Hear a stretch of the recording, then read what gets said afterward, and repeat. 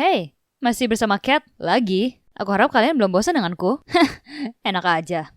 Bagaimanapun, inilah rekap bagian akhir dari ceritaku sejauh ini. Di episode terakhir, aku menyatakan perasaanku pada orang yang aku suka, Garrett. Tapi dia menolakku. Karena aku tidak cukup girly untuknya. Lebih parah lagi, dia bilang dia menyukai Taylor dan ingin aku membantu mereka menjadi pasangan. Aku gak percaya. Aku sangat marah sampai aku berdebat dengan ibuku. Lalu aku datang ke rumah ayah. Dan saat itulah ayahku memintaku membantunya kembali bersama ibu. Rupanya aku mengambil kesempatan itu dan segera menerapkan rencana pemulihan hubungan keluargaku. Tapi tiba-tiba, Max berkata kalau dia ingin memberitahuku sesuatu yang penting. Jadi, oke, dia mengajakku ke taman. Aku mengikutinya dan terus bertanya-tanya apa yang ingin dia bicarakan denganku. Apakah dia tahu aku ingin memisahkan dia dan ibuku? Dan apakah dia akan memarahiku karenanya? Mustahil. Begitu kami duduk, aku langsung bertanya kepadanya. Ada apa? Dia cuma tersenyum. Aku hanya ingin ngobrol denganmu, agar kita bisa lebih memahami satu sama lain. Aku memberinya tatapan ragu. Kenapa dia tiba-tiba peduli padaku? Astaga, ini sangat canggung. Lalu Max berkata, Kat, aku tahu kamu ingin orang tuamu kembali bersama. Dia sedikit ragu, lalu melanjutkan. Aku gak berani mengatakan kalau aku lebih baik dari ayahmu. Tapi, kamu tahu, kita semua berasal dari keluarga yang berantakan. Dan aku cuma ingin memberimu, ibumu, dan Taylor kehidupan rumah tangga yang bahagia. Jadi, aku harap kamu menerimaku dan memberikan aku kesempatan. Aku nggak tahu gimana membalasnya. Oke, jadi aku tahu Max sangat menyayangi ibuku karena dia selalu memandangnya dengan penuh kasih sayang. Tapi, bagaimana dengan ayahku? Dia sengsara tanpa ibu. Dan jika diberi kesempatan, dia pasti akan membuat kita bahagia. Sedangkan Max, aku yakin dia tidak akan kesulitan menemukan orang lain. Oke, jadi aku mungkin bilang Max baik, tapi kenyataannya, dia gak cocok untuk ibu. Tapi ayahku cocok. Maksudku, mereka punya sejarah, dan mereka punya aku. Hari pernikahan semakin dekat, dan ibu serta Max menjadi semakin bahagia bersama. Aku ingin membatalkan pernikahan, tapi sepertinya gak mungkin. Tapi kemudian aku menyadari sesuatu. Mungkin aku bisa menundanya? Aku sudah berpikir serius selama beberapa hari, lalu aku mendapatkan ide. Aku akan berpura-pura mematahkan kakiku. Jika aku nggak bisa datang ke pesta pernikahan, ibuku harus menundanya. Ya kan? Ya ampun, aku benar-benar jenius. Aku langsung mengirim pesan ke Harry dan memberitahunya tentang ide cemerlangku untuk rencana kembalikan ayah bersama ibu. Tentu saja, dia menjawab kalau aku gila, tapi dia setuju untuk membantuku. Dia bahkan memberitahuku bagaimana hal itu bisa berhasil. Karena sepupunya adalah seorang dokter, dan dia pasti akan membantu kami. Luar biasa.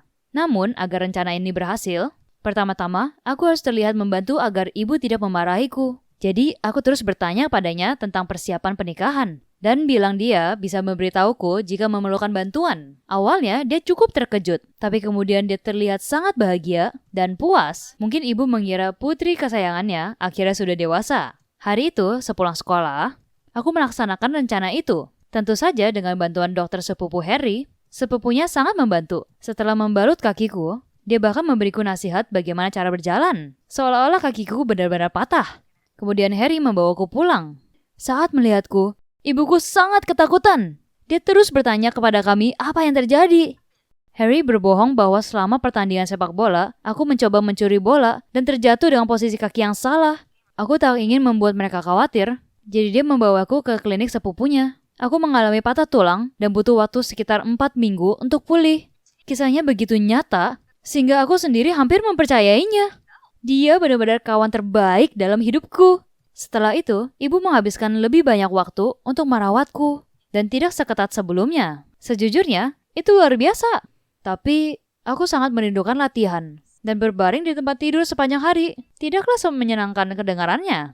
Kamar tidurku ada di lantai 2, jadi ibuku selalu membawakanku makanan, sehingga aku tidak perlu turun ke bawah. Suatu hari setelah makan siang, aku merasa sangat bosan, sehingga aku memutuskan untuk pergi ke mejaku untuk mengambil laptop dan memutar musik. Saat aku berdiri dan berayun mengikuti irama, ibuku masuk dengan sepiring buah di tangannya. Aku sangat terkejut, tapi aku langsung bersandar di meja dan berkata, Dia bergegas membantuku dan bertanya apa yang aku lakukan dengan suaraku yang paling menyedihkan. Aku berkata, Bu, aku ingin berlatih berjalan untuk hari besarmu.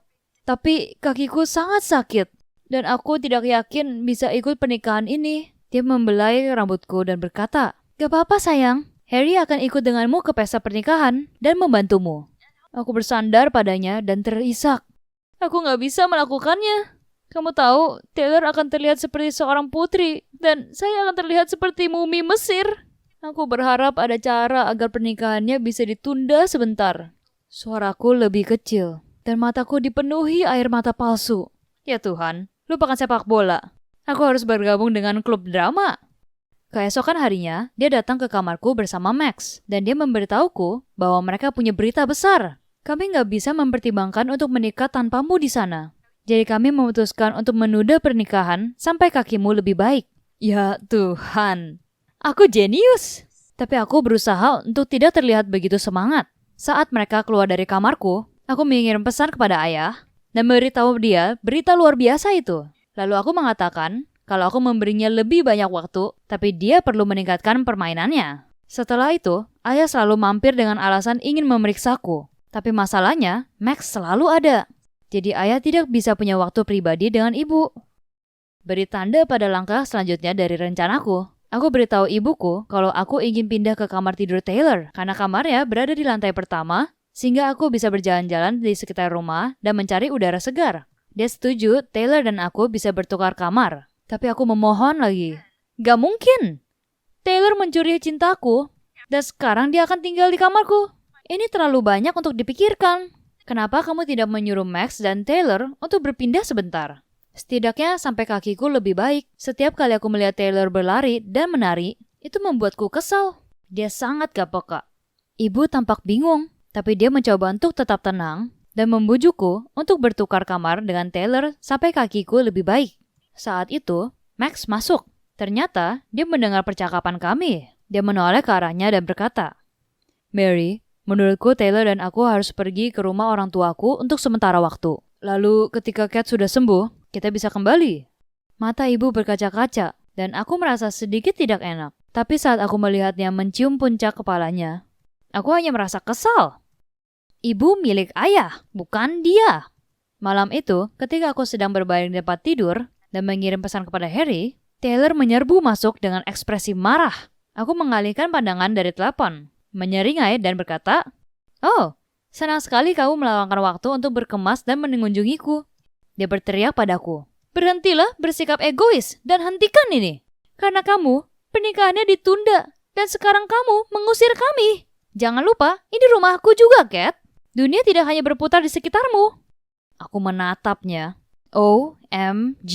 Kenapa dia tidak bisa diam aja dan pergi? Aku mengatakan padanya, "Kamu boleh tinggal di sini, tapi pertama-tama, kamu harus putus dengan Garrett." Dia sangat marah dan berlari keluar tanpa berkata apa-apa. Akhirnya, Max dan Taylor pindah. Ditambah lagi, Harry memberitahuku bahwa Taylor telah putus dengan Garrett. Ya Tuhan, gadis lemah itu sangat penurut. Hidup ini sungguh luar biasa. Tapi aku gak sabar untuk melepaskan perban yang gatal itu. Ayah sering mampir untuk menjagaku. Dia bahkan membawakan beberapa kue ceri dan tulip, favorit ibuku untuknya. Aku merasa setelah semua badai ini, keluargaku akhirnya bisa bersatu kembali. Kemudian, setelah 1 bulan yang penuh penderitaan, tibalah saatnya perbannya dilepas. Tentu saja, aku gak bisa pergi ke klinik bersama ibuku, jadi aku mencari alasan bahwa aku ingin memakan sup kerangnya ketika aku kembali. Itu berhasil. Ketika dia memanggil Harry untuk pergi bersamaku. Saat perbannya dilepas, aku bersorak dan Harry mempertawakanku. "Kuharap itu sepadan, Cat," dia berkata. "Benar sekali." Aku mengedip padanya.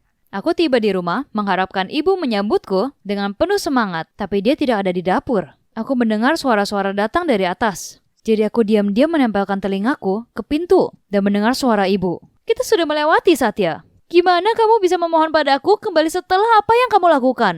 Lalu aku mendengarkan ayah menjawab, "Maafkan aku. Ini semua salahku. Aku harusnya tidak memaksamu melakukan aborsi hanya karena bayinya perempuan. Tapi tahukah kamu seberapa besar tekanan memiliki anak laki-laki di India? Terlebih lagi, ada komplikasi yang kamu alami. Kamu cuma punya 1 kesempatan untuk memiliki bayi. Itulah kenapa menurutku mempertahankan anak laki-laki akan lebih baik. Tapi itu masa lalu. Aku sudah berubah sekarang. Aku mencintaimu dan putri kita. Dan aku hanya ingin menjaga kalian berdua. Astaga, kamu hanya mendukung Cat berpakaian seperti anak laki-laki karena kamu mau dia menjadi laki-laki. Tolong, berhenti mengganggu kami dan tinggalkan kami sendiri. Apa? Ternyata, ayah tidak pernah benar-benar mendukungku. Dia cuma ingin punya anak laki-laki. Dialah yang tidak ingin aku ada di dunia. Selama ini, dialah penjahatnya. Bukan ibu. Aku merasa jijik. Aku terpuruk di depan pintu dan gak percaya dengan apa yang ku dengar. Rasanya sepanjang hidupku ada satu kebohongan besar yang menyebalkan.